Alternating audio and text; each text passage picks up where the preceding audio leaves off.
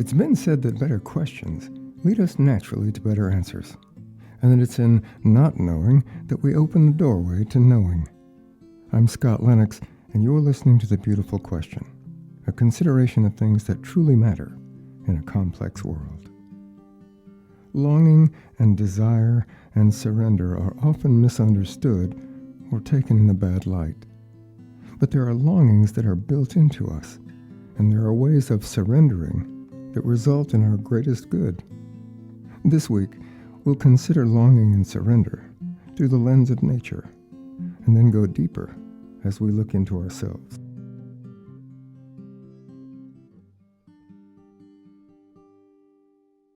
To set the pace for this week's consideration, I'm offering you two of my own poems, each of which illustrates longing and surrender. Perhaps you can relate to them. Here's the first one. Duet. What longing lies so deep in the sky's great heart? What urge so irresistible, so compelling, that always it draws the river upward to itself?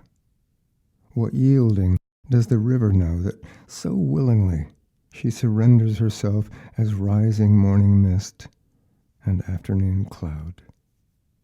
What wide-winged understanding guides the heron to follow them until the trail is lost, and then settle again in the tall grass? When this rain has ended, each drop surrendering to the earth, the love song will begin again. If you truly listen, you'll hear it whispering.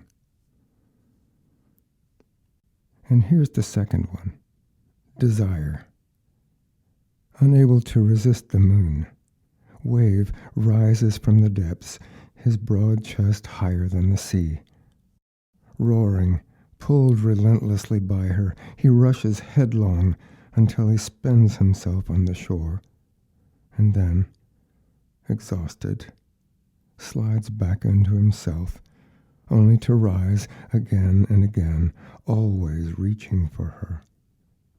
Constantly watching over him, Moon grows more radiant, then full, then lets it fade, only to become radiant again as she quietly bathes sea in light, and their endless dance goes on.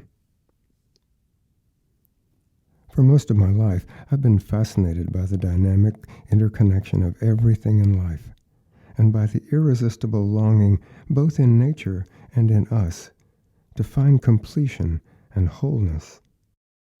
That longing, that innate desire, is built into us.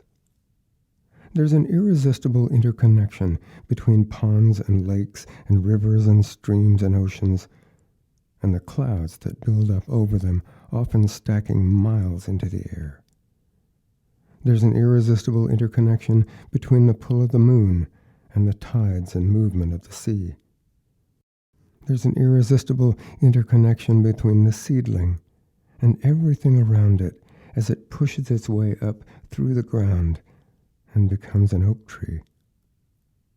Bodies of water don't wait for outside signals or instructions. They follow their built-in longing, surrendering to it and offering no resistance as they flow on their way out across the earth and up into the sky as vapor, falling again as rain. And that's how nature works. Butterflies don't wait for someone to give them a sign.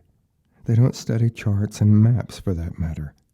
They emerge from their cocoons and stay absolutely true to what they are, sometimes spanning continents as they lean into the hidden desire within them to reach their destination. That's how nature works. Seedlings don't go to special classes or spend hours online or travel to out-of-the-way places to sit with gurus to discover how to become what they already are.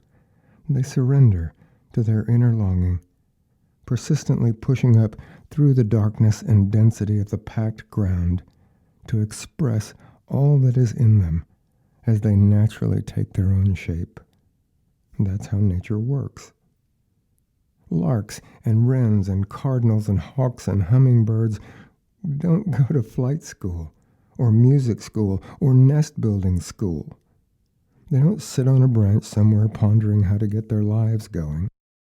Surrendered to what's within them, they pair off and they build nests, and they jubilantly take to the air as they swoop and tumble and roll with the sky and let their voices be heard. That's how nature works. We, on the other hand, are the ones who engage in endless forms of resistance. We fret and worry. We second-guess ourselves.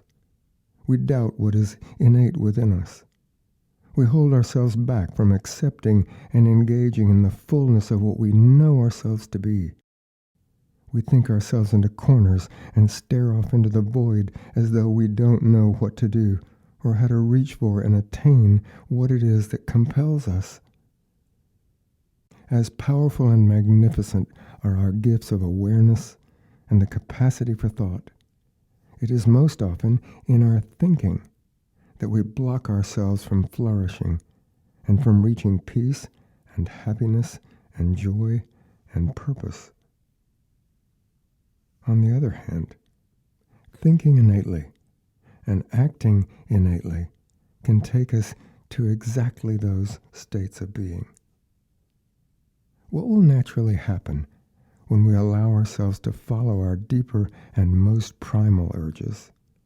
Not the urge for 2 scoops of chocolate ice cream, or a new car, or a new pair of shoes, although those might be just the right thing in the moment, but the urge to live expressively and expansively as we authentically are, regardless of the things that are pushing against us. The urge to be spiritually connected, even when we hear only silence. The urge to speak in our own voice and to follow our own vision, regardless of what others are telling us. The urge to engage in healthy and supportive relationships with ourselves and with others. The urge to be who and what we were born to be as expansively complete human beings. I smile as I think of the science fiction cliche, all resistance is futile. Yet in this context, there's truth to that statement. What would be different right now if you offered no inner resistance to who and what you really are? What would happen if you did not resist the things that are happening in your life, but flowed naturally with the rhythms and energies of everything that is taking place? What would happen if you flowed naturally with strength and healing and happiness, as well as with aging or illness or loss? You'd be surrendering to your life instead of away from it. You'd be surrendering into right here and right now. You'd be surrendering into what is instead of what if. You'd be surrendering into better ways of coping. And so in that light, here are this week's beautiful questions. Listening within yourself as only you can, what natural longing is expressing itself in you right now? 2, what is it that your heart desires perhaps more than anything else? 3, how long has that desire been in you? 4, what specific steps will you take today to surrender to it, leaning naturally into it? 5, what will most likely happen within yourself and in the world around you when you do?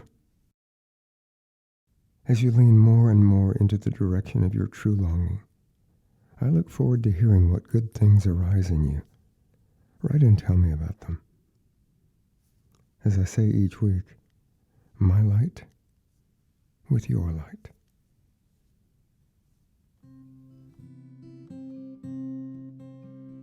Thank you once again for listening. I'm always inspired by our collaboration as we work and play together, building better lives and better possibilities for ourselves, for one another, for the world, and for our beautiful planet home. I look forward to your comments and to your feedback. You can also be inspired by visiting my good friends at Cosmos Journal, including their online newsletter. That's KOSMOS Journal. Their mission is to inform, inspire, and engage global transformation in harmony with all life. You can easily find them online at cosmosjournal.org. And as always, you can find my free podcasts and guided relaxation audios by searching for The Beautiful Question in Apple Podcasts, or SoundCloud, or CastBox, or by visiting the podcast page of my website at scottlennox.com. If you find them useful or encouraging, don't hesitate to share them. I'm Scott Lennox, and this has been The Beautiful Question. The Beautiful Question is a One Light production, written, recorded, produced, and funded by Scott Lennox at Heart Rock Studios in Fort Worth, Texas, as a way of paying forward to life, being fully present, and becoming better engaged with things that truly matter in a complex world.